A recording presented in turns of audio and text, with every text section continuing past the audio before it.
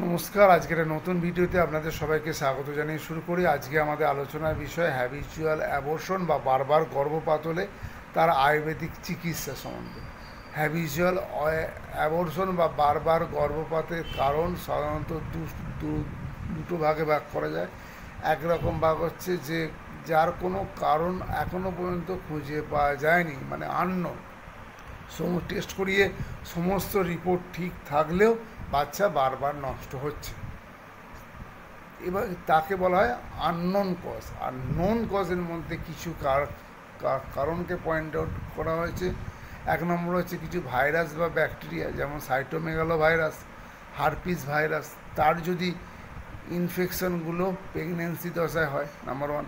Number two, যদি বাচ্চাদানি বা uterus ঠিকঠাকভাবে গ্রোথ করতে না পারে বা জন্মগত ত্রুটি থাকে, সেক্ষেত্রেও কিন্তু মিসক্যারেজ হওয়ার চান্স অনেকটাই বেড়ে যায়।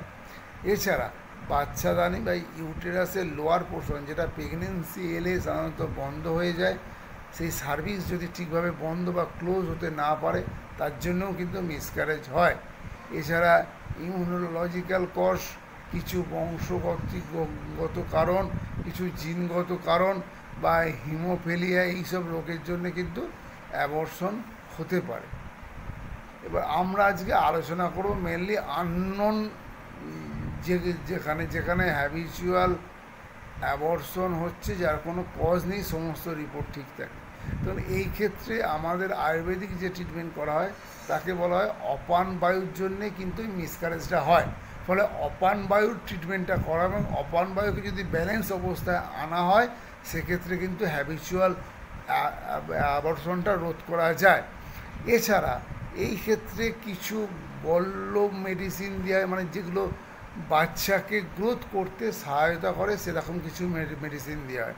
সাধারণত এই ক্ষেত্রে মধুর এবং কষায় রস গুণসম্পন্ন মেডিসিন মেনলি দেওয়া হয়, এবং কিছু কিছু ক্ষেত্রে পঞ্চকর্ম খুব ভালো কাজ দেয়, যেমন হচ্ছে অভ্যঙ্গম, নস্র, বৃহণ, বস্ত্রী, এই জিনিসগুলো পেশেন্টকে যদি দেওয়া হয়, তাহলে কিন্তু পেশেন্টের হ্যাবিচুয়াল অ্যাবর্শন বা বারবার গর্ভ নষ্ট হওয়াটা আটকে যায়। তাহলে এবার কী সাধারণত ট্রিটমেন্ট করা হবে, কী মেডিসিন দেওয়া হয়? দেখুন, এই ক্ষেত্রে ক্ষীর কষায় জাতীয় মেডিসিন খুব ভালো কাজ করে। কিসের ক্ষীর কষায়? বলা, জীবন্তী, ধন্যান্তরম, এর যে ক্ষীর কষায় মানে দুধ এবং জল মিশিয়ে ওই হার্বসটাকে ফুটিয়ে তার এক্সট্রাক্ট যদি খাওয়া যায় দিনে দুবার, সেক্ষেত্রে কিন্তু অনেকটাই চান্স কমে যায় বারবার গর্ভ নষ্ট হওয়ার।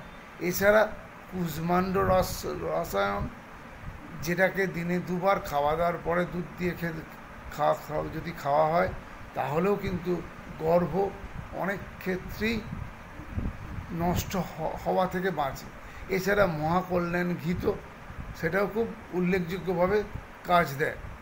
তাছাড়া কিছু মেডিসিন আছে, যেমন বৃহৎ বাত চিন্তামণি, গর্ভপাল রস, গর্ভ চিন্তামণি এবং স্বর্ণভস্য, এই মেডিসিনগুলো যদি দেওয়া হয়, সেক্ষেত্রে কিন্তু গর্ভপাত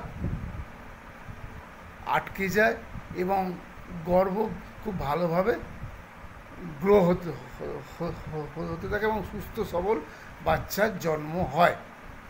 আশা করি ভিডিওটা আপনাদের ভালো লাগবে এবং ইনফরমেটিভ মনে হবে। আপনাদের যদি ভিডিওটা ভালো লাগে, তাহলে আপনাদের রিকোয়েস্ট করব ভিডিওটা লাইক এবং শেয়ার করতে এবং আমার চ্যানেলটিকে সাবস্ক্রাইব করতে। নমস্কার।